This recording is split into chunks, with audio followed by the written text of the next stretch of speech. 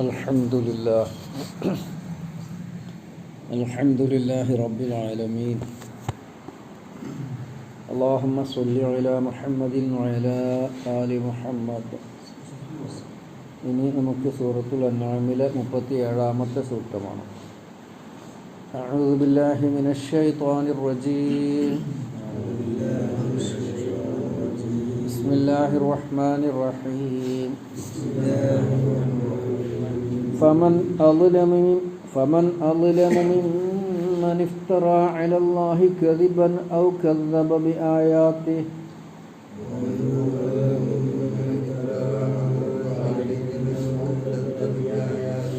أولئك ينالهم نصيبهم من الكتاب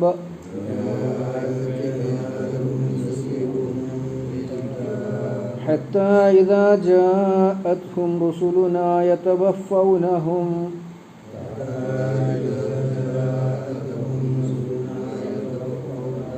قالوا أين ما كنتم تدعون من دون الله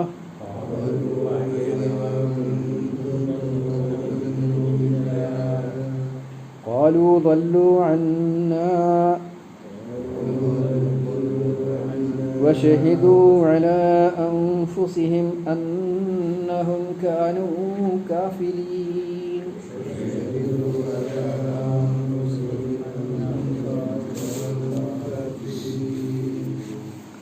ഫമൻ അപ്പോൾ ആരാണ് അളിലമു ഏറ്റവും വലിയ അക്രമി മിമ്മൻ ഒരുത്തനേക്കാൾ ഇഫ്തറ അവൻ കള്ളം ചമക്കുന്നു അലല്ലാഹി അള്ളാഹുവിൻ്റെ മേൽ ഔ അല്ലെങ്കിൽ കദ്ദബ ബി ആയാതിഹി അവൻ്റെ വചനങ്ങളെ അവൻ്റെ സൂക്തങ്ങളെ തള്ളിക്കളയുന്നു.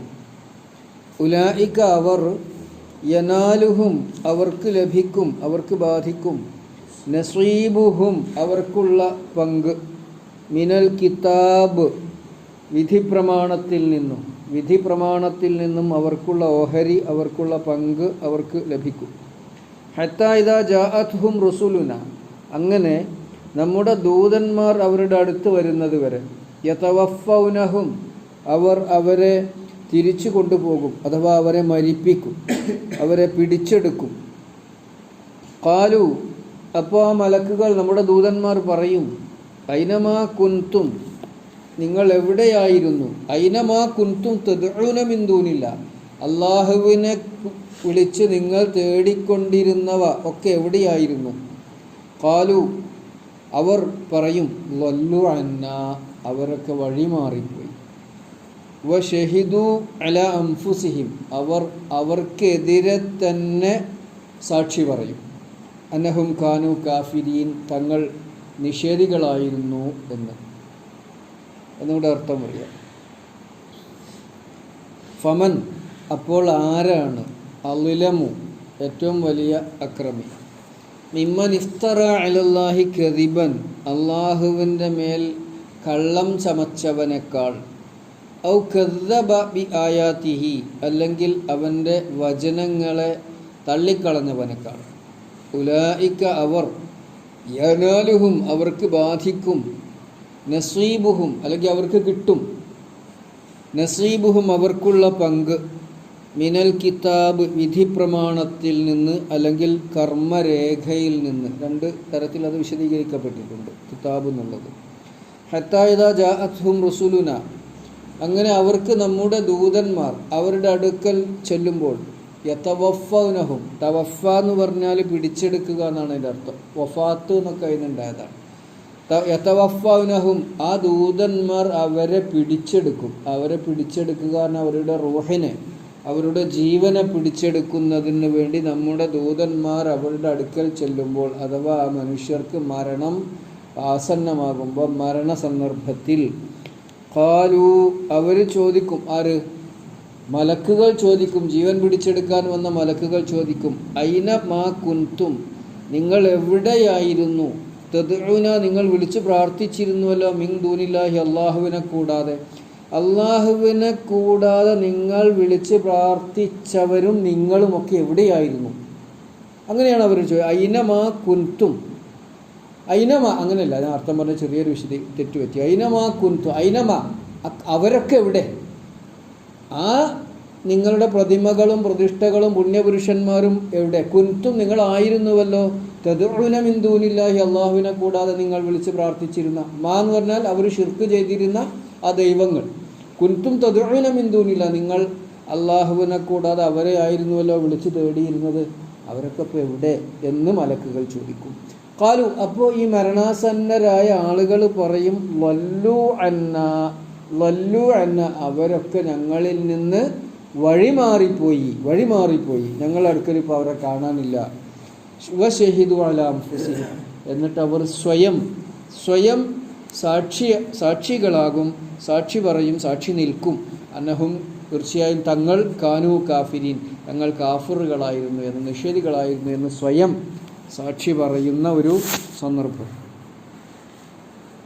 ഇൻഷാ അല്ലാഹ് അതിൻ്റെ ഒരു ബാക്കി ഭാഗം നമുക്ക് രണ്ടാം ഭാഗമായിട്ട് പറയാം. ഇത് സ്വർഗത്തിൽ നിന്ന് ആദം അലൈഹിസ്സലാമയെ ഹവ്വ ബീവിയെ പുറത്താക്കുമ്പോൾ അവരെ മാത്രമല്ല പുറത്താക്കിയിട്ടുള്ളത്, ഇബ്ലീസിനെയും പുറത്താക്കിയിട്ടുണ്ട്. മനുഷ്യവർഗത്തിന് ആകമാനം അല്ലാഹു തആല അന്ന് പറഞ്ഞിട്ട്, നമ്മൾ ഇന്നലെയും പറഞ്ഞു, മുമ്പും പഠിച്ചിട്ടുണ്ട്, നിങ്ങൾക്ക് എന്നിൽ നിന്നൊരു ഹുദ വന്നു കിട്ടും.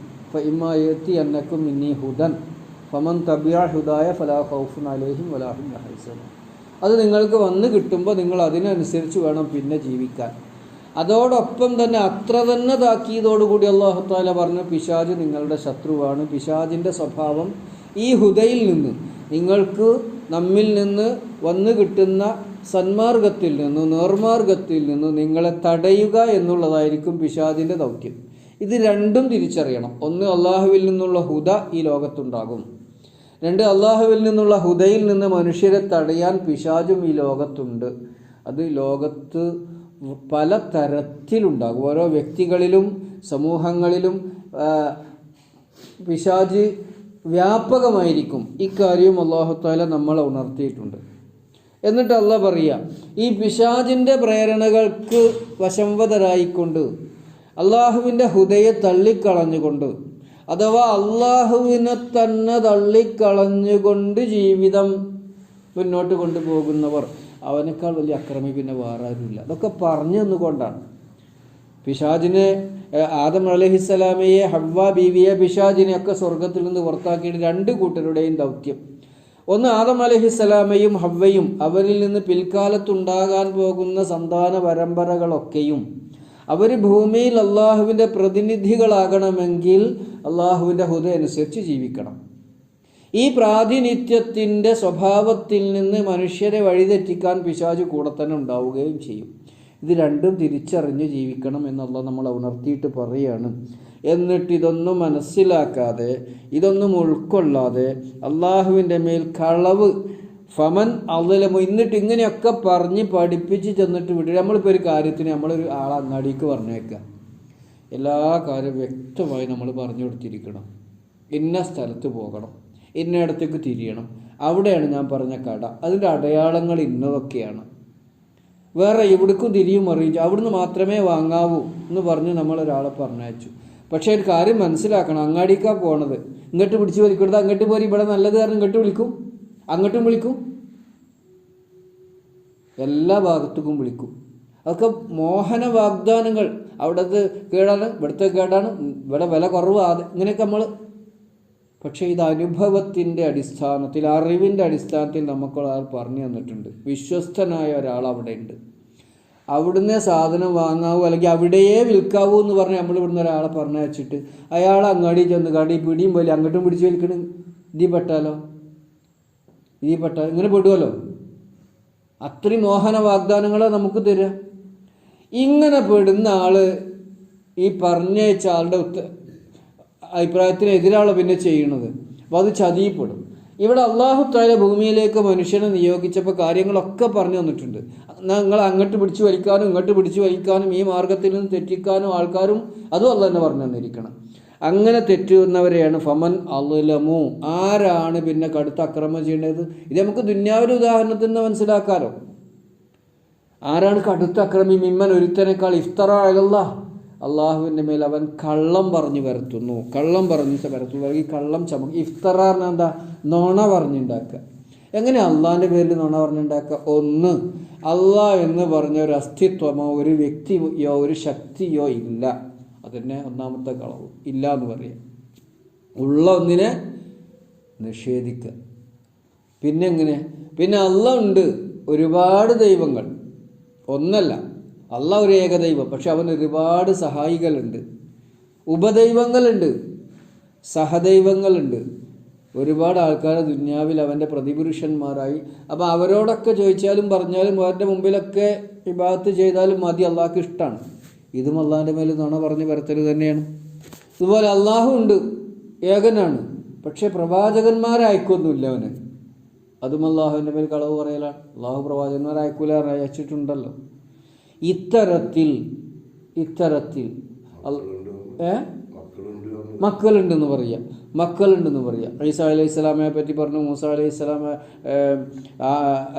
പിന്നെ ജിബ്രീൽ അലൈഹി സ്വലാമയെ കൂട്ടി ഇങ്ങനെ ഈസാ അലൈഹി സ്വലാമയെ സംബന്ധിച്ച് മലക്കുകൾ അള്ളാഹുവിൻ്റെ പെൺമക്കളാണെന്നും ഇങ്ങനെ വ്യത്യസ്ത അള്ളാഹുവിന് അവതാരങ്ങളുണ്ടെന്നും അള്ളാഹു ഓരോ കാര്യത്തിനും, വിദ്യാഭ്യാസത്തിന് ഒരാളെ ഏൽപ്പിച്ചിരിക്കുകയാണ്, സമ്പത്തിന് വേറൊരാളെ ഏൽപ്പിച്ചിരിക്കുകയാണ്, സൗന്ദര്യത്തിന് വേറൊരാളെ ഏൽപ്പിച്ചിരിക്കുകയാണ്, ജനനത്തിന് വേറെ, മരണത്തിന് വേറെ ഒക്കെ. ഇങ്ങനെ ഇതാണ് അള്ളാഹുവിൻ്റെ മേൽ കളവ് ആരോപിക്കുക എന്ന് പറഞ്ഞാൽ, അള്ളാഹുവിൻ്റെ മേൽ കള്ളം പ്രചരിപ്പിക്കുക, കളവ് ചമക്കുക എന്ന് പറഞ്ഞു. അല്ലെങ്കിൽ കദ്ദബ ബിആയാതിഹി, അള്ളാഹുവിൻ്റെ വചനങ്ങളെ നിഷേധിക്കുക. വചനങ്ങളെ നിഷേധിക്കാൻ ഒന്നുകിൽ വേദഗ്രന്ഥങ്ങളെ മുച്ചൂടും തള്ളിക്കളയുക പൂർണ്ണമായിട്ടും, അല്ലെങ്കിൽ വേദവചനങ്ങളിൽ അല്ലാഹു തആല ദുനിയാവിലേക്ക് മനുഷ്യന് വേണ്ടി ഓരോ കാലത്തും അവതരിപ്പിച്ചിരിക്കുന്ന വേദങ്ങളെ നിഷേധിക്കുക, ഖുർആനെ നിഷേധിക്കുക, തൗറാത്തും ഇഞ്ചീലും സ്വീകരിക്കുക. അല്ലെങ്കിൽ തൗറാത്ത് സ്വീകരിക്കുക, ഇഞ്ചീലും ഖുർആനും തള്ളിക്കളയുക. അല്ലെങ്കിൽ ഖുർആനെ മാത്രം തള്ളിക്കളയുക, ഖുർആനെ സ്വീകരിക്കുക, ഖുർആനിലുള്ള ഏതെങ്കിലും ഒരു വചനം, ഏതെങ്കിലും ഒരു നിയമം അതിനെ അംഗീകരിക്കാൻ പറ്റൂല എന്ന് പറയുക. ഇതൊക്കെ എന്താണ്? അള്ളാഹുവിൻ്റെ വചനങ്ങളെ തള്ളിപ്പറയലാണ്. അതുപോലെ അള്ളാഹുവിൻ്റെ നിയമങ്ങളെ, അല്ലാഹു തആല അനുവദിച്ചതിനെ ഹറാമാക്കുക, നിഷേധിക്കുക, അല്ലെങ്കിൽ വിരോധിക്കുക. അള്ളാഹു വിരോധിച്ചതിനെ ഇതൊക്കെ അള്ളാഹുവിൻ്റെ നിയമങ്ങളെ തള്ളിക്കളയലാണ്. അങ്ങനെ അള്ളാഹുവിൻ്റെ നിയമങ്ങളെ തള്ളിക്കളയുക, അള്ളാഹുവിൻ്റെ വചനങ്ങളെ നിഷേധിക്കുക എന്ന് പറഞ്ഞാൽ അതും കൂടിയാണ്. ഖുർആനിലെ ഒരു ആയത്തിനെ നിഷേധിക്കൽ മാത്രമല്ല, ഖുർആനിലെ ഒരായത്തിലൂടെ അള്ളാഹു തആല നമ്മളെ പഠിപ്പിച്ച ആ നിയമത്തെ നിഷേധിക്കുക, അതുതന്നെയാണ് ആ ആയത്തിനെ നിഷേധിക്കുക എന്നതിൻ്റെ അർത്ഥം.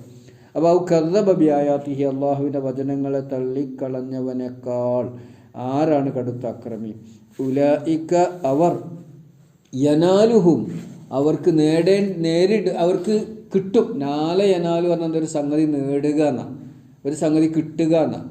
അവർക്ക് കിട്ടുക നസീബും മിനൽ കിതാബ്, നസീബുൻ ഒരു ഓഹരി, ഒരു പങ്ക് അവർക്കുണ്ടാകും. മിനൽ കിതാബി, കിതാബിൽ നിന്ന്. കിതാബ് പറഞ്ഞ ഒന്ന് വിധി പ്രമാണം. വിധി പ്രമാണം എന്ന് പറഞ്ഞാൽ നമ്മൾ ഖള എന്ന് പറയുമല്ലോ, നമുക്ക് വേണ്ടി അല്ലാഹു തആല നിശ്ചയിച്ചിരിക്കുന്ന, അഥവാ അത്തരം അക്രമികൾക്ക് അല്ലാഹു തആല തീരുമാനിച്ച് വെച്ചിരിക്കുന്നത് ദുനിയാവിൽ കിട്ടും. ദുനിയാവിൽ ഇങ്ങനെയൊക്കെ അന്യായവും അക്രമവും ചെയ്താലും അള്ളാഹുവിൻ്റെ വിഭവങ്ങൾ അള്ളാഹു കണക്കാക്കിയത് പ്രകാരം അവർക്ക് കിട്ടും. അതാണ് യനാലുഹും നസീബും മിനൽ കിതാബ്, അവരുടെ നസീബുഹും മിനൽ കിതാബ്, വിധി പ്രമാണത്തിൽ നിന്ന് അവർക്കുള്ളത് അവർക്ക് കിട്ടും. അഥവാ ഇങ്ങനെയൊക്കെ അള്ളാഹുവിനോട് വിരോധം വെച്ച് പുലർത്തിയാലും ദുനിയാവിൽ അള്ളാഹു അവർക്ക് കണക്കാക്കിയിട്ടുള്ള സൗകര്യങ്ങളും വിഭവങ്ങളും അവർക്ക് കിട്ടും എന്നതാണ് അതിൻ്റെ ഒരാശയം.